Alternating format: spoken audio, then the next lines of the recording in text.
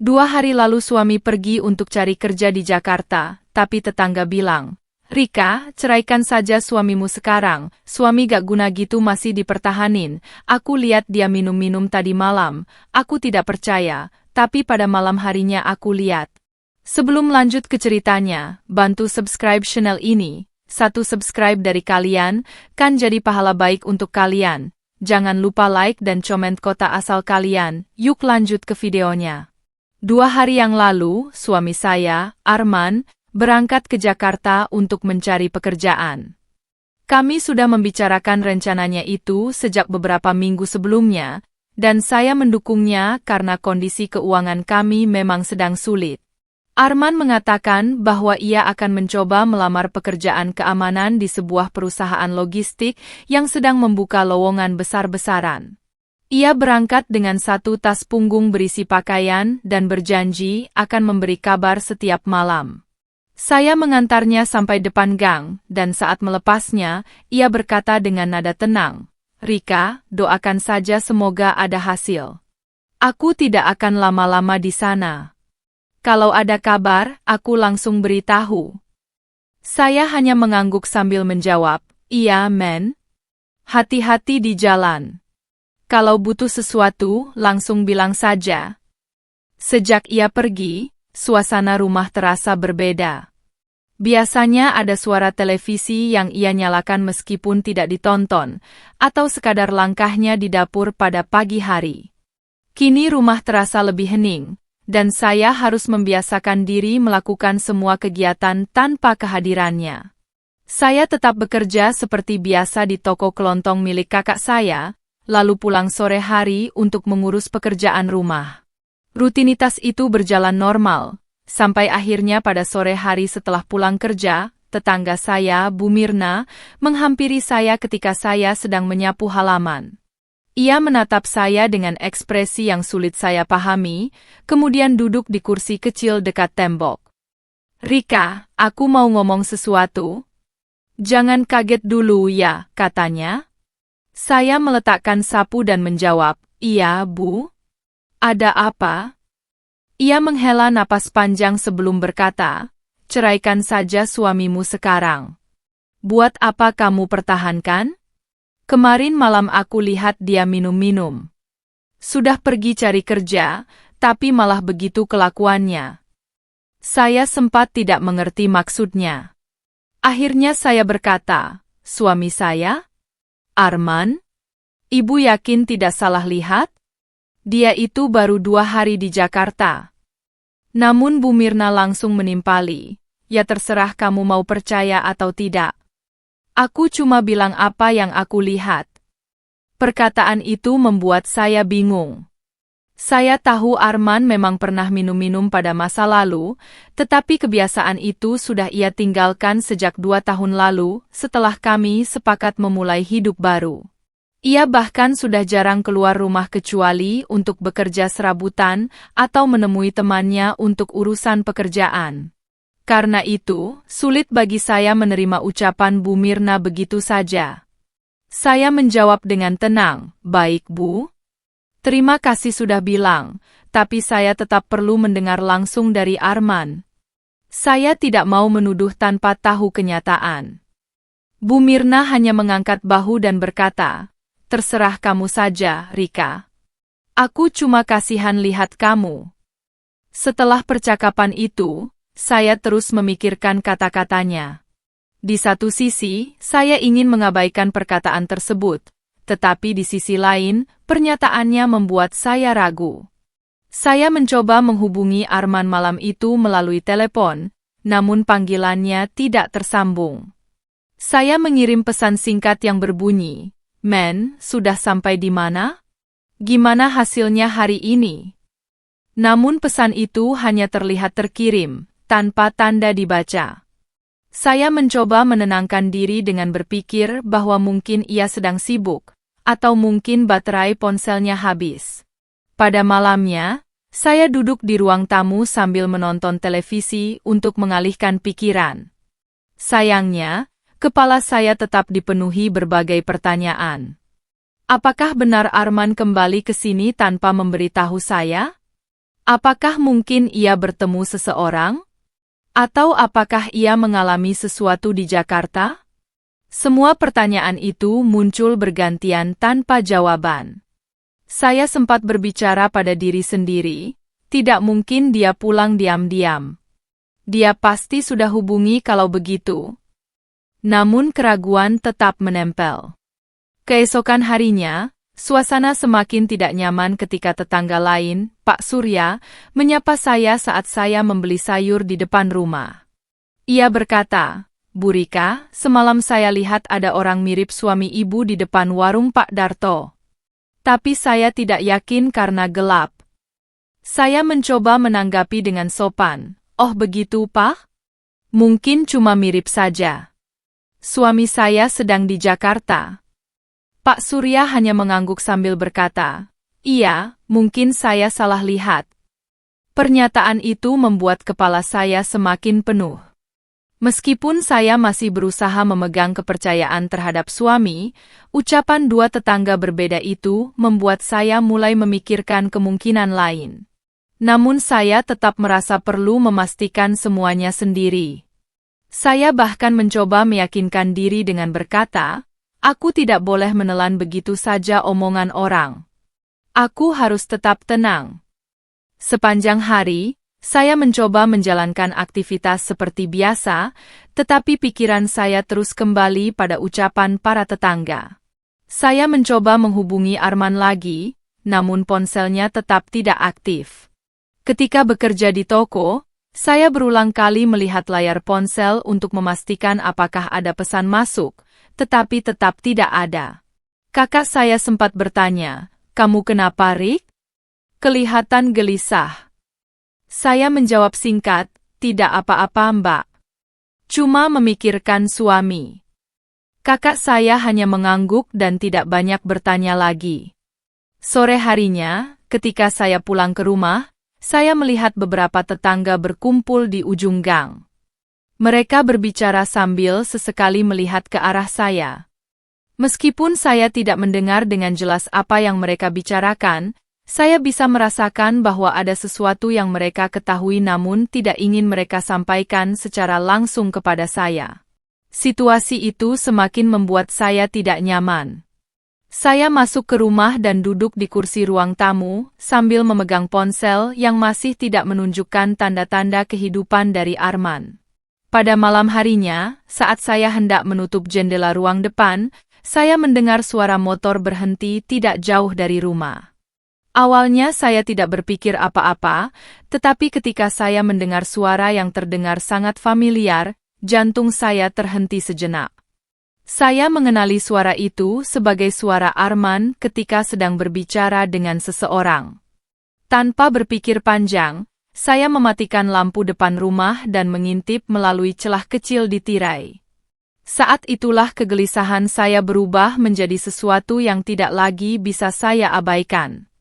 Saat saya mengintip dari balik tirai, perasaan saya bercampur antara bingung dan tidak percaya. Di bawah lampu jalan yang redup, saya melihat seorang pria yang sangat mirip Arman berdiri di dekat motor seseorang. Ia mengenakan jaket hitam yang saya kenali, jaket yang selalu ia bawa ketika bepergian. Pria itu tertawa kecil sambil berbicara dengan seorang laki-laki yang saya tidak kenal. Awalnya saya mencoba menenangkan diri dengan mengatakan pada diri sendiri bahwa mungkin saya hanya salah lihat, atau mungkin itu sekadar orang lain yang kebetulan mirip. Namun ketika pria itu menunduk untuk mengambil sesuatu dari kantong jaketnya, saya melihat cara bergeraknya, bahu kirinya yang sedikit turun, dan kebiasaan kecilnya mengusap hidung sebelum berbicara. Itu benar-benar kebiasaan Arman, dan saya tidak mungkin salah mengenalinya.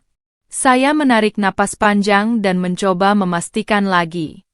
Saya membuka sedikit jendela agar suara lebih jelas terdengar. Dari kejauhan, saya mendengar salah satunya berkata, "Men, kamu yakin tidak ketahuan? Tadi aku lihat ada beberapa orang yang perhatikan kamu." Dan pria yang sangat mirip Arman itu menjawab dengan nada santai, "Santai saja. Yang penting malam ini aman. Besok aku pergi lagi." Saya merasa dada saya menegang ketika mendengar suara itu. Itu suara suami saya. Tidak ada keraguan lagi. Saya menutup jendela dengan perlahan, duduk di kursi, dan mencoba memahami apa yang baru saja saya lihat. Terlintas di kepala saya ucapan Bu Mirna dan Pak Surya. Saya mulai berpikir bahwa mungkin mereka memang benar-benar melihat Arman sebelumnya. Namun saya tetap berusaha mencari alasan lain. Saya berkata pelan pada diri sendiri, mungkin Arman pulang karena ada sesuatu yang penting. Mungkin ponselnya rusak. Mungkin dia tidak sempat bilang. Saya mencoba menenangkan diri dengan alasan-alasan itu, meskipun hati saya tahu semuanya tidak masuk akal. Namun rasa penasaran saya semakin kuat. Setelah beberapa menit, saya kembali mengintip, dan saya melihat Arman berjalan sendirian menuju arah kebun kosong di dekat rumah Pak Darto. Saya tidak tahu apa yang ia lakukan di sana, sehingga saya memutuskan untuk keluar diam-diam agar bisa melihat lebih jelas. Saya membuka pintu belakang dan berjalan memutar melewati sisi rumah tetangga agar tidak terlihat dari jalan utama. Saya berjalan perlahan sambil memastikan tidak ada yang memperhatikan. Ketika saya sudah cukup dekat, saya melihat Arman duduk di bangku kayu kecil dekat kebun itu. Ia membuka botol minuman yang saya kenali sebagai minuman keras murah dari warung Pak Darto.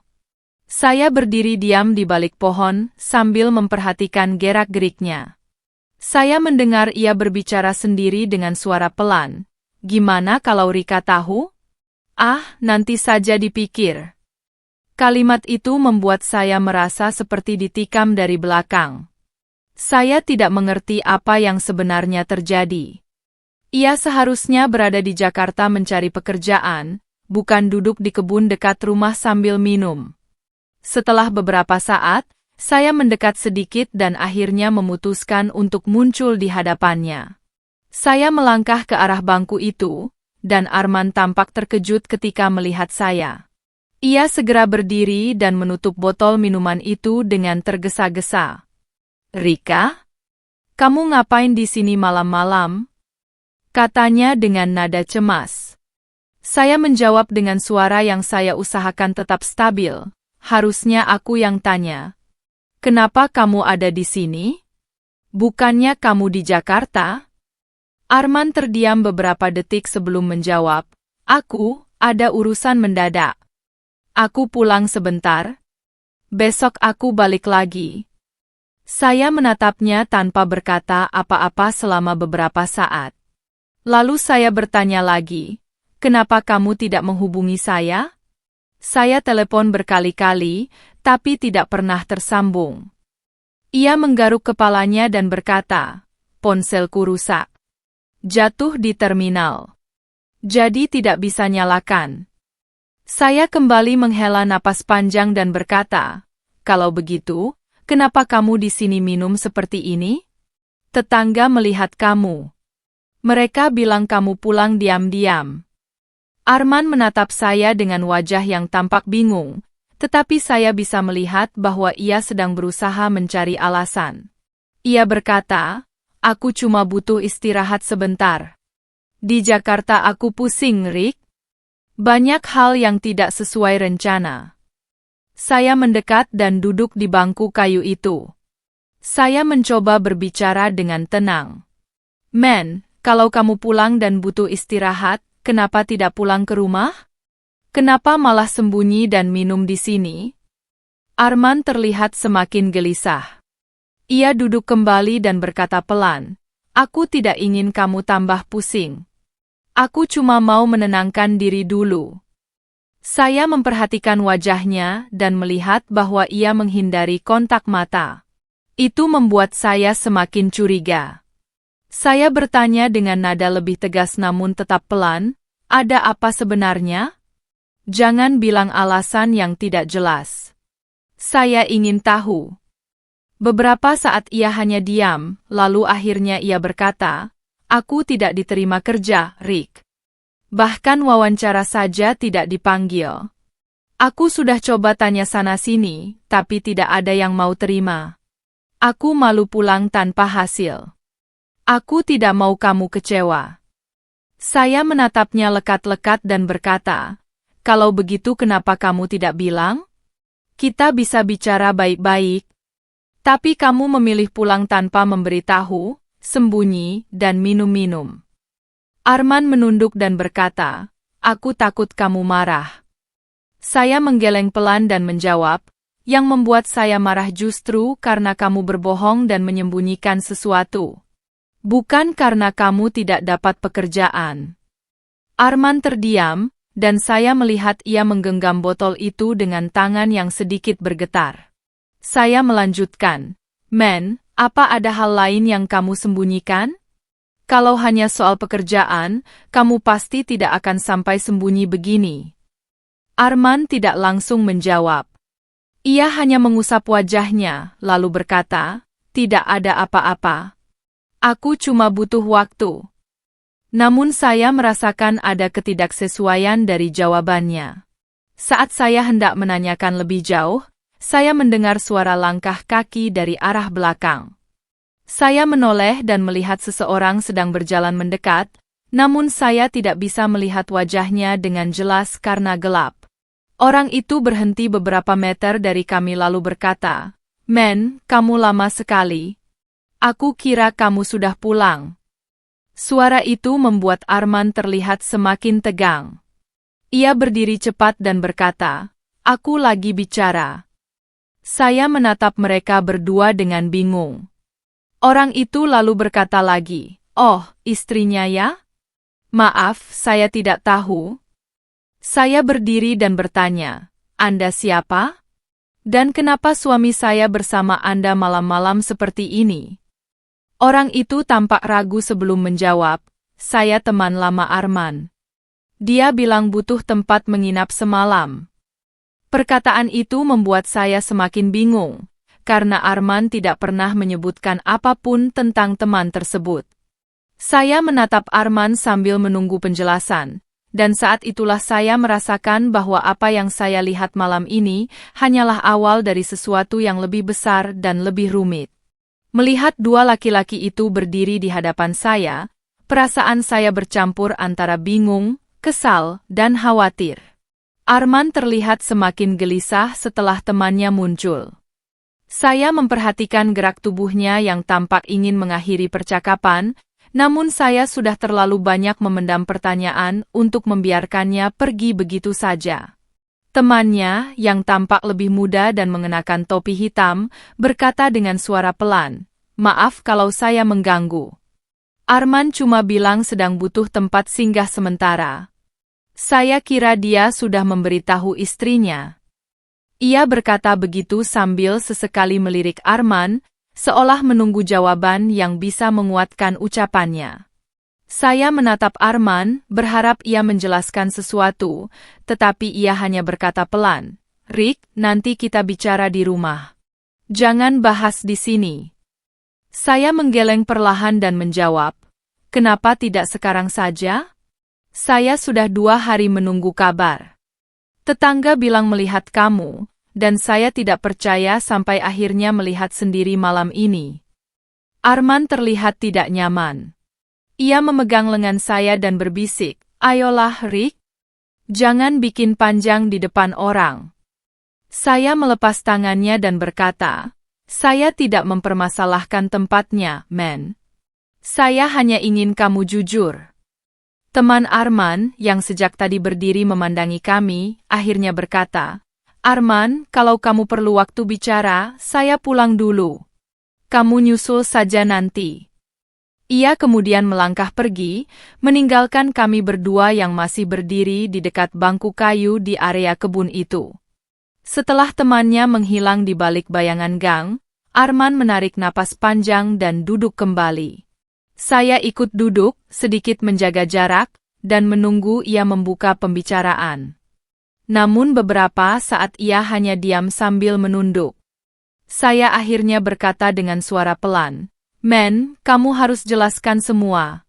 Kenapa kamu ada di sini? Kenapa kamu sembunyi? Dan siapa tadi temanmu? Kamu tidak pernah bilang ke saya. Arman menelan ludah sebelum menjawab. Dia teman lama ketika aku kerja bangunan dulu. Namanya Rio. Aku ketemu dia pas di terminal. Dia bilang bisa carikan kerja, tapi ya begitu, belum pasti. Saya mengangguk pelan, tetapi tetap merasa ada bagian yang tidak ia ceritakan. Kalau memang begitu, kenapa kamu tidak pulang ke rumah? Tanya saya. Arman mengusap wajahnya dan menjawab, aku malu, Rick. Aku tidak dapat apa-apa di Jakarta. Pekerjaan yang katanya ada, ternyata hanya kabar kosong. Aku tidak punya biaya untuk bertahan di sana, jadi aku pulang. Tapi aku takut kamu kecewa kalau aku pulang tanpa hasil. Saya menatapnya dan menjawab, Men, kita sudah menikah bertahun-tahun. Kalau kamu ada masalah, kamu tinggal cerita. Saya tidak butuh kamu berpura-pura kuat. Yang saya butuh hanya kejujuran.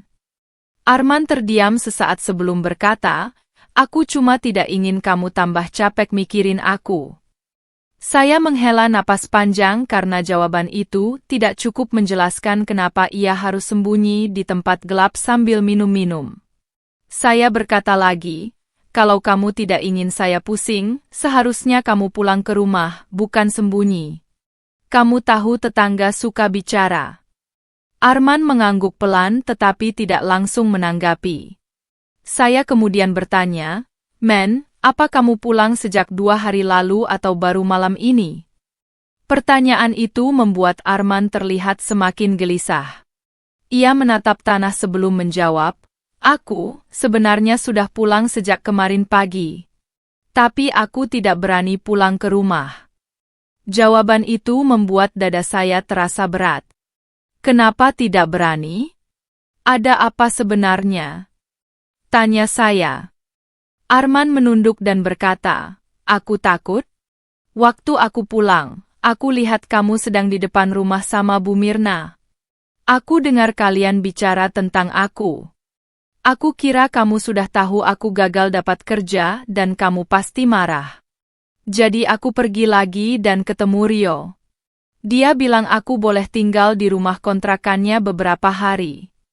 Saya mencoba memahami penjelasannya, meskipun tetap ada bagian yang tidak masuk akal. Jadi kamu dengar pembicaraan kami, tetapi bukannya datang dan meluruskan, kamu malah sembunyi dan minum-minum? Tanya saya. Arman menjawab, aku cuma ingin tenang dulu. Saya kembali terdiam, mencoba memilih kata-kata agar tetap tenang. Baik. Kalau memang itu alasannya, saya mengerti. Tapi Men, kamu harus tahu bahwa pergi tanpa kabar hanya membuat masalah semakin besar. Arman mengangguk, tetapi sikapnya masih terlihat ragu-ragu.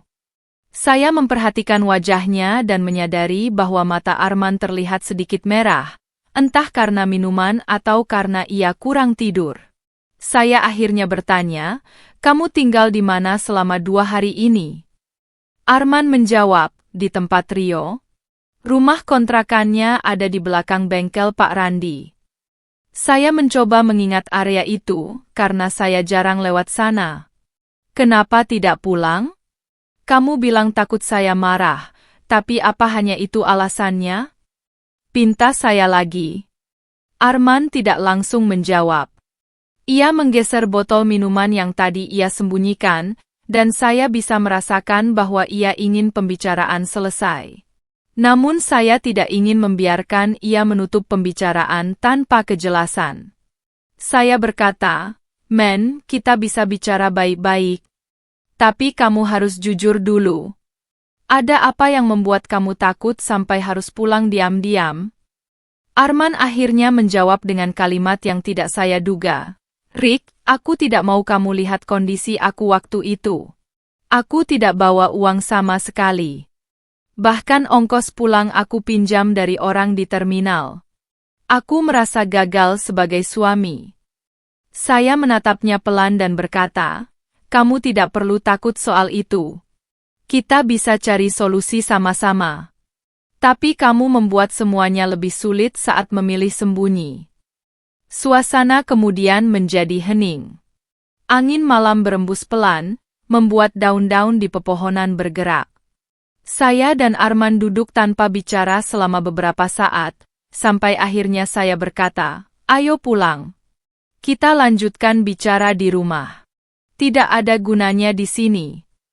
Arman mengangguk, meskipun wajahnya masih tampak berat. Ia berdiri dan berjalan di depan saya, sementara saya mengikuti dari belakang. Namun ketika kami hampir sampai di depan rumah, seorang tetangga keluar dari pintu dan melihat kami. Ia langsung berkata, "Oh, jadi benar itu suamimu, Rika? Dari tadi kami lihat dia mondar-mandir." Saya hanya menjawab singkat, "Iya, Bu." Arman terlihat semakin tidak nyaman dan mempercepat langkah. Begitu kami masuk ke dalam rumah, ia langsung duduk di kursi ruang tamu tanpa mengatakan apapun. Saya menutup pintu dan duduk di hadapannya. "Men," kata saya pelan, "kamu harus jujur. Saya merasa masih banyak yang kamu sembunyikan." Arman menggenggam kedua tangannya dengan gelisah sebelum berkata, "Rick, sebenarnya ada hal yang aku belum cerita." Saya menatapnya, menunggu ia melanjutkan. Ia menelan ludah dan berkata pelan, "Sebelum aku pulang dari Jakarta, aku sempat terlibat masalah kecil. Tidak besar, tapi cukup membuat aku takut." Saya merasakan tubuh saya menegang. "Masalah apa?" tanya saya perlahan. Arman meremas jarinya beberapa kali sebelum menjawab, "Aku ditipu orang yang mengaku bisa carikan kerja. Dia minta uang untuk administrasi. Aku kasih uang terakhir yang aku punya. Tapi setelah itu dia hilang." Saya menatapnya, berusaha memproses informasi itu. Ia melanjutkan, "Aku coba cari dia, tapi tidak ketemu. Aku merasa bodoh. Aku tidak berani cerita ke kamu. Dan ketika pulang, aku merasa malu dan bingung harus bilang apa." Saya mencoba memahami perasaannya. Penjelasan itu memang masuk akal, tetapi tetap tidak menghapus kenyataan bahwa ia menyembunyikan semuanya dan memilih minum-minum untuk lari dari masalah. Saya akhirnya berkata, "Baik, kalau itu benar, kita bisa cari solusi bersama. Tapi kamu tidak boleh sembunyi lagi. Apapun itu, kamu perlu cerita ke saya." Arman mengangguk pelan. Namun sebelum saya sempat bicara lebih jauh, terdengar suara ketukan di pintu. Saya dan Arman saling berpandangan. Ketukan itu terdengar cukup keras, seperti seseorang yang berusaha memastikan kami membuka pintu. Saya berdiri perlahan dan berjalan menuju pintu. Dan ketika saya membuka pintu, orang yang berdiri di sana membuat saya terdiam. Itu adalah seseorang yang tidak saya sangka akan datang malam-malam seperti itu, dan kehadirannya langsung membuat suasana berubah tegang kembali. Ketika pintu saya buka, saya melihat seorang pria berdiri di depan rumah dengan wajah yang tampak serius. Saya mencoba mengingat siapa dia, dan setelah beberapa detik, saya menyadari bahwa pria itu adalah Rio, orang yang sebelumnya bersama Arman di kebun. Kehadirannya malam-malam seperti itu langsung membuat saya merasa ada sesuatu yang tidak beres. Rio menundukkan kepalanya sedikit sebagai tanda sopan, lalu berkata, "Maaf, Bu Rika. Saya datang karena ada hal penting yang harus dibicarakan. Saya tadi sebenarnya ingin bicara saat di kebun, tapi saya tidak ingin mengganggu." Suaranya terdengar cukup tegas meskipun ia terlihat agak canggung berdiri di depan pintu rumah kami. Saya menoleh ke arah Arman yang tampak terkejut melihat Rio kembali. Arman berdiri dari kursinya dan berkata dengan nada yang terdengar tidak siap, "Rio, kenapa kamu balik? Bukannya aku bilang aku nyusul besok pagi?" Rio menghela napas dan menjawab, "Men, aku pikir lebih baik kamu jujur sekarang. Dari tadi aku merasa tidak enak kalau membiarkan kamu terus diam." Saya memperhatikan keduanya, merasa ada sesuatu yang jauh lebih besar daripada yang sudah Arman ceritakan. Saya kemudian berkata, "Silakan masuk kalau memang ada yang penting." Rio masuk pelan-pelan dan duduk di kursi samping, Sementara Arman kembali duduk di kursinya, tetapi dengan tubuh yang tampak lebih kaku dari sebelumnya. Saya duduk di hadapan mereka berdua dan menunggu siapa yang akan membuka pembicaraan. Rio akhirnya berkata terlebih dahulu, "Bu, saya minta maaf sebelumnya. Saya bukan bermaksud ikut campur urusan rumah tangga. Tapi saya rasa kalau saya diam, masalah ini hanya akan jadi lebih besar." Arman mencoba menghentikannya. "Rio, tidak usah cerita dulu. Aku bisa jelasin sendiri." Namun Rio tetap menatap saya dan melanjutkan, "Men, kamu sudah bilang itu dari tadi, tapi kamu belum jujur sepenuhnya." Saya menatap Arman dan berkata, "Men, kalau memang ada hal yang kamu sembunyikan, sekarang waktunya jujur." Arman memalingkan wajah dan tampak berpikir keras. Saya bisa melihat tangannya berkeringat dan lututnya bergerak gelisah. Rio kemudian menambahkan, "Bu, Arman sebenarnya bukan cuma masalah uang yang hilang. Ada hal lain yang dia alami di Jakarta, dan itu membuat dia takut pulang." Saya langsung menegakkan posisi duduk saya. "Hal apa itu?" tanya saya. Arman akhirnya berbicara, meskipun suaranya pelan. "Rick, aku tidak cerita semuanya tadi karena aku takut. Aku tidak hanya ditipu uang. Aku juga sempat ada masalah dengan orang yang menipu aku itu." Saya mencoba memahami maksudnya. "Masalah apa?" Arman menelan ludah sebelum menjawab, "Orang itu tidak sendiri. Dia datang sama dua temannya. Mereka minta uang tambahan dengan alasan aku harus bayar biaya baru kalau ingin tetap diproses kerja. Padahal itu jelas penipuan. Aku bilang aku tidak punya uang lagi, dan mereka marah. Mereka ambil tas aku, ambil semua isi dompet, bahkan kartu identitas aku." Perasaan saya langsung berubah tegang. Saya bertanya, "Apa mereka menyakiti kamu?" Arman menggeleng pelan. "Tidak sampai dipukul, tapi mereka mengancam. Mereka bilang kalau aku tidak transfer uang tambahan dalam 3 hari ke nomor yang mereka kasih, mereka bakal datang ke rumah dan cari tahu keluarga aku." Saya bisa merasakan tubuh saya kaku mendengar itu.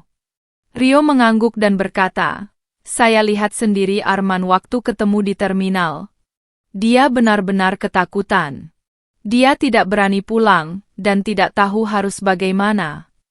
Saya mengalihkan pandangan ke Arman dan berkata, "Kenapa kamu tidak cerita? Kalau kamu bilang sejak awal, kita bisa cari bantuan. Kita bisa ke polisi." Arman menjawab dengan suara yang terdengar seperti menahan rasa malu, "Aku takut kamu pikir aku ceroboh. Aku sudah susah payah ke Jakarta buat cari kerja, tapi malah pulang dengan masalah yang lebih besar. Aku tidak mau kamu tambah susah." Kalimat itu membuat saya terdiam sejenak. Saya tidak tahu apakah saya harus marah atau merasa kasihan. Rio kemudian menambahkan, "Bu, alasan saya datang malam-malam begini adalah karena orang-orang itu sudah mulai tanya-tanya di terminal. Saya dengar mereka mencari Arman. Jadi saya merasa harus memberitahu ibu." Saya menatap Rio dengan serius. "Maksudnya mereka cari Arman sampai di terminal?" Rio mengangguk. "Iya, Bu. Saya dengar dari orang yang jualan di sana. Jadi saya pikir lebih baik Arman jujur sebelum semuanya terlambat." Arman merosot bersandar pada sandaran kursi. Ia terlihat sangat lelah, seolah menyimpan semuanya terlalu lama. Saya mencoba mengatur napas dan berkata dengan suara tenang meskipun hati saya cemas, "Men, kalau memang begitu, kenapa kamu minum-minum di kebun tadi? Itu hanya membuat semuanya semakin sulit." Arman menjawab, "Aku cuma ingin tenang sebentar. Aku tidak punya tempat lain. Aku tidak ingin pulang dalam keadaan bingung." Tapi ternyata malah ketahuan tetangga.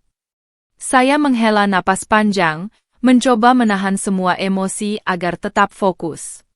"Baik, Men. Sekarang saya ingin kamu jawab satu hal dengan jujur. kata saya. Arman menatap saya lemah. Apa itu? Saya berkata pelan namun tegas. Apa ancaman mereka itu benar-benar serius? Atau ada hal lain yang tidak kamu ceritakan? Arman menunduk lama sebelum akhirnya berkata, ancaman mereka serius, Rick. Dan, sebenarnya mereka juga mengambil nomor ponsel kamu dari ponselku. Aku takut mereka hubungi kamu. Saya terdiam cukup lama. Saya merasa antara takut dan marah bercampur sekaligus. Saya tidak menyangka masalah yang Arman bawa pulang ternyata jauh lebih besar daripada yang saya bayangkan. Saya menatap Rio dan bertanya, menurut kamu, apa kita harus lapor polisi sekarang? Rio menjawab dengan tegas, menurut saya begitu, Bu. Jangan tunggu mereka datang ke sini. Arman menggeleng cepat dan berkata, jangan, Rick. Kalau kita lapor sekarang, mereka bisa marah dan datang ke sini. Aku tidak mau kamu kenapa-kenapa. Rio menatap Arman dengan kesal. Men, kamu harus sadar. Mereka memang akan datang kalau kamu diam saja. Lebih baik kita lapor, supaya ada perlindungan. Kamu tidak bisa sembunyi terus. Saya melihat bahwa Arman mulai kehilangan arah. Ia tampak benar-benar ketakutan. Saya kemudian berkata, Men, saya tahu kamu takut. Tapi kamu tidak bisa diam. Kita harus ambil langkah. Kalau kamu terus sembunyi, kamu tidak akan tenang. Kita juga tidak aman. Arman menghela napas panjang, seolah sedang memikirkan sesuatu yang berat. Akhirnya ia berkata, kalau begitu kita lapor besok pagi. Jangan malam ini. Aku butuh waktu untuk siap. Saya ingin meyakinkannya lebih jauh, tetapi Rio tiba-tiba menatap jendela rumah lalu berdiri. Bu, Pak, saya rasa ada orang di luar, katanya pelan. Saya langsung menoleh dan melihat bayangan seseorang melintas cepat di depan rumah. Saya merasa jantung saya berdegup kencang. Rio berjalan mendekati jendela, tetapi tidak menyentuh tirai. Ia hanya mengintip sedikit dari celah kaca. Setelah beberapa detik, ia berbisik. Ada dua orang berdiri di ujung jalan. Mereka seperti sedang mengamati rumah ini. Saya langsung menatap Arman. Wajahnya pucat dan matanya melebar ketakutan. Ia berdiri perlahan dan berkata dengan suara hampir tak terdengar, Rick, itu mereka. Kehadiran dua orang asing di ujung jalan membuat saya sadar bahwa kami tidak lagi punya waktu untuk mempertimbangkan berbagai pilihan. Masalah yang selama ini Arman sembunyikan tidak lagi menjadi sesuatu yang hanya bisa dibicarakan di dalam rumah. Malam itu, situasi berubah dari sekadar pertengkaran rumah tangga menjadi sesuatu yang jauh lebih mendesak dan mengancam. Malam itu aku duduk di ruang tamu dengan lampu kecil yang hanya menerangi sebagian ruangan. Aku merasa kelelahan setelah berbagai kejadian yang terjadi selama 2 hari terakhir. Suamiku duduk di depanku dengan wajah yang tampak menunggu penjelasan dariku. Ia tahu bahwa aku sudah melihatnya di warung malam sebelumnya, dan ia pun menyadari bahwa ada hal yang perlu kami bicarakan dengan serius. Aku menarik napas panjang dan mencoba menata pikiranku agar aku bisa menjelaskan semuanya dengan tenang dan jelas. Suamiku menunduk sambil berkata pelan, Rika, tolong beritahu apa yang ingin kamu tanyakan, aku siap menjelaskan. Suaranya terdengar lebih datar dibanding biasanya, seperti ia ingin memastikan bahwa pembicaraan malam ini tidak berubah menjadi pertengkaran. Aku mengangguk dan menjawab, aku ingin kita bicara tanpa saling memotong, karena aku ingin mendengar alasanmu secara lengkap. Tapi aku juga ingin kamu mendengarkan apa yang aku rasakan. Ia mengangguk pelan. Baik, aku dengarkan, katanya sambil menatapku dengan pandangan sedikit khawatir. Aku menghela napas lagi lalu berkata, tetangga datang dan mengatakan hal buruk tentangmu. Awalnya aku tidak percaya. Tapi kemudian aku melihatmu sendiri di warung sedang minum. Aku bingung karena kamu bilang berangkat ke Jakarta untuk mencari kerja. Aku tidak marah, tapi aku ingin tahu apa sebenarnya yang sedang kamu lakukan. Suamiku terlihat menelan ludah perlahan. Ia menyatukan kedua telapak tangannya, seperti seseorang yang sedang merapikan pikirannya sebelum berbicara. Setelah diam beberapa detik, ia mulai menjelaskan, "Aku memang berangkat ke Jakarta, tapi pekerjaan yang aku cari tidak langsung ada. Aku bertemu teman lama dan dia mengajakku bekerja sebagai kuli bongkar muat malam, tapi pekerjaan itu hanya dibayar harian dan jam kerjanya tidak tentu. Aku sebenarnya ingin memberi kabar ke kamu, tapi aku malu karena belum ada hasil." Aku mendengarkan tanpa menyela agar ia merasa aman untuk bercerita lebih banyak. Ia melanjutkan, "Aku kembali karena pekerjaan itu tidak cocok dan aku tidak sanggup bertahan di sana. Aku pulang tanpa memberitahu kamu karena aku takut kamu kecewa. Soal aku minum di warung, itu memang salahku. Teman yang kutemui di jalan mengajakku duduk sebentar, dan aku tidak berpikir panjang. Aku seharusnya tidak melakukan itu, apalagi pulang tanpa kabar." Aku memandangnya cukup lama sebelum menjawab.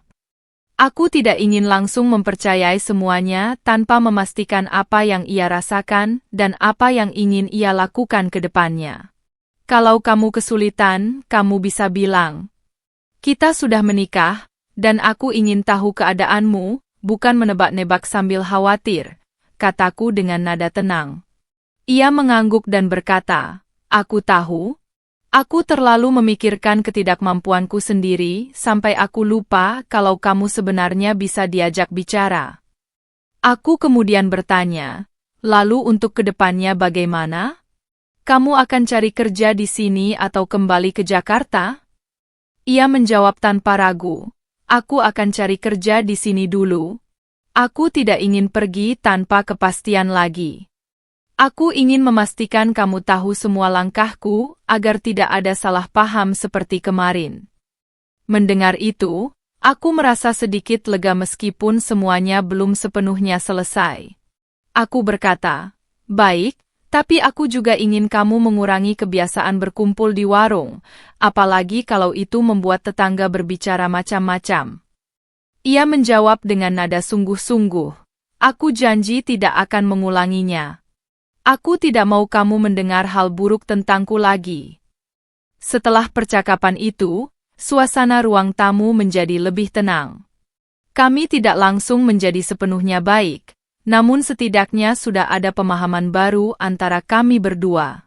Aku merasa bahwa ia benar-benar ingin memperbaiki kesalahannya. Ia lalu berkata, "Terima kasih karena mau mendengarkan aku tanpa marah. Aku kira kamu akan langsung menolak mendengar penjelasanku." Aku menjawab, "Aku hanya ingin kita bicara jujur. Itu saja. Kalau kamu jujur, aku pun bisa menerima apapun yang sedang kamu alami." Beberapa menit kemudian, ia bangkit menuju dapur dan membuat 2 gelas air hangat. Ketika ia kembali, ia duduk lagi di depan aku sambil berkata, "Mulai besok aku akan mencoba mencari pekerjaan di dekat sini. Walaupun mungkin tidak langsung dapat, aku ingin kamu tahu jadwalku dan aku akan memberi kabar kalau aku terlambat pulang." Aku mengangguk sambil meminum air hangat itu perlahan. Aku merasakan suasana yang jauh lebih ringan dibanding sebelum kami memulai percakapan. Aku kembali berkata, "Kalau memang ada masalah, kita bicarakan saja. Jangan dipendam sendiri sampai akhirnya membuat keadaan semakin rumit." Ia menjawab dengan suara yang lebih stabil, "Iya, aku mengerti. Aku selama ini terlalu takut terlihat lemah, padahal aku tahu kamu tidak menuntut yang macam-macam. Kamu hanya ingin kejujuran." Aku mengangguk sekali lagi. Malam itu, kami menghabiskan waktu dengan saling menjelaskan hal yang selama ini tidak pernah diutarakan. Tidak ada suara keras, tidak ada saling menyalahkan. Hanya 2 orang yang berusaha memperbaiki kesalahan masing-masing dengan cara yang lebih dewasa dan terbuka. Kupikir inilah langkah pertama menuju keadaan yang lebih jelas.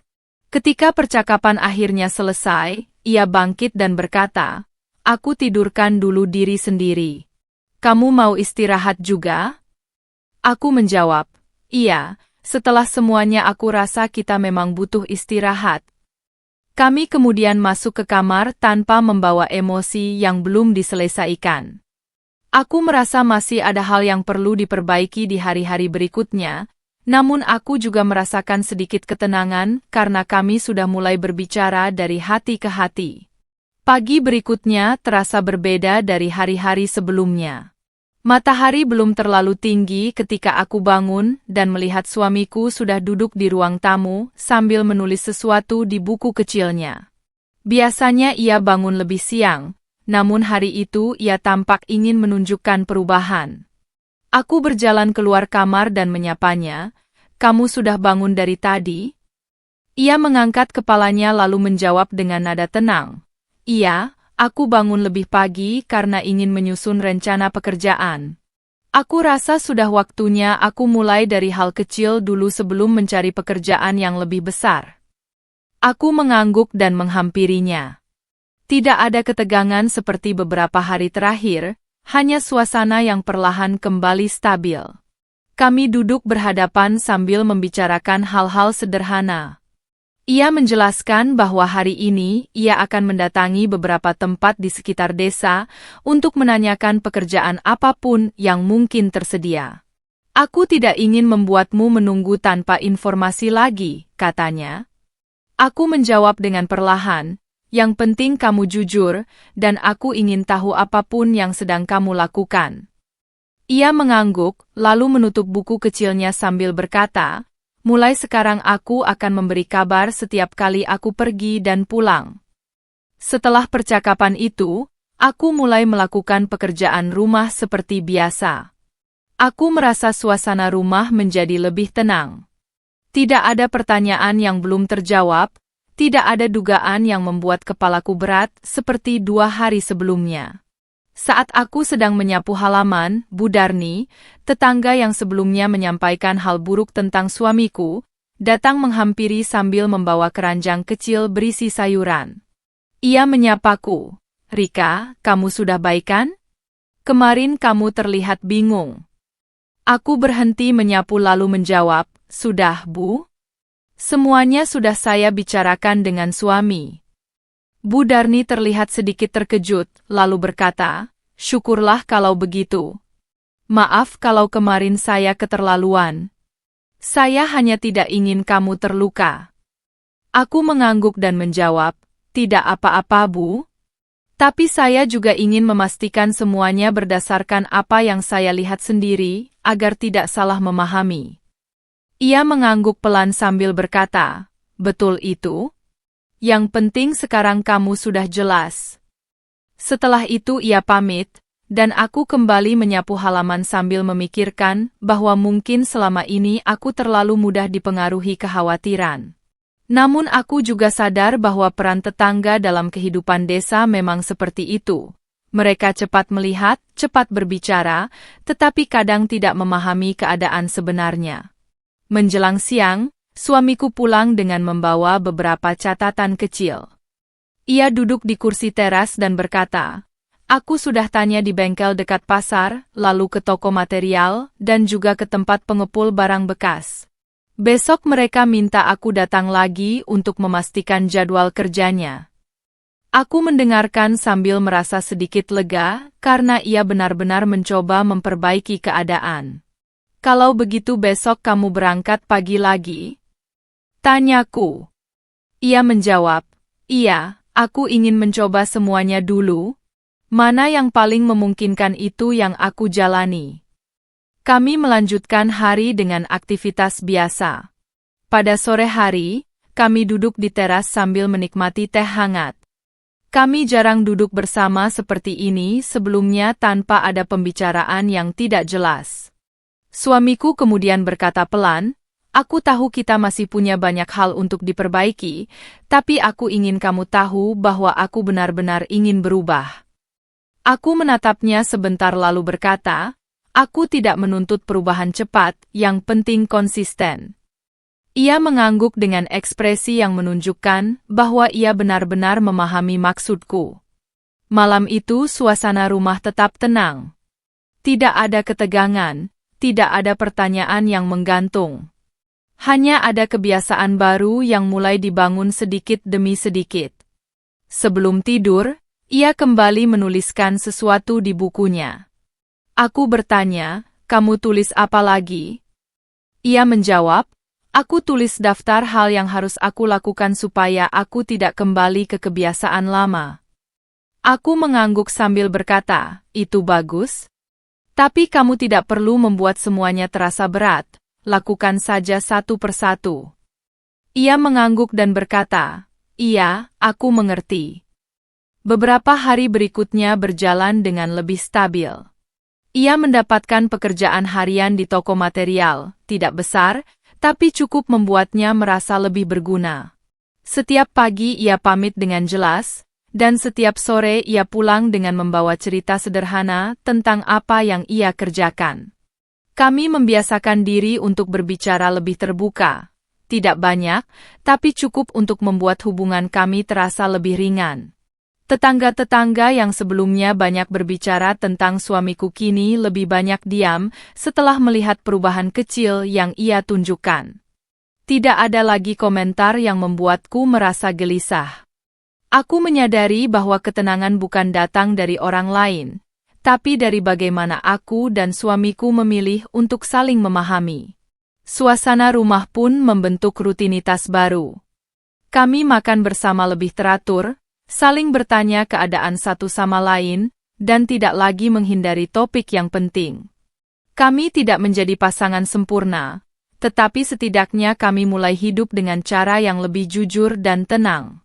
Pada akhirnya, 2 hari yang penuh kebingungan itu menjadi titik awal perubahan kecil dalam hubungan kami. Aku tidak lagi menunggu dengan perasaan takut, dan ia tidak lagi pergi tanpa memberi kabar. Keadaan ini bukan akhir dari segalanya, tapi awal dari kehidupan baru yang lebih stabil.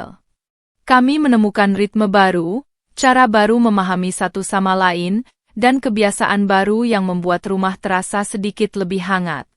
Itulah keadaan baru kami, tidak sempurna, tapi lebih jelas, lebih jujur, dan lebih tenang daripada sebelumnya.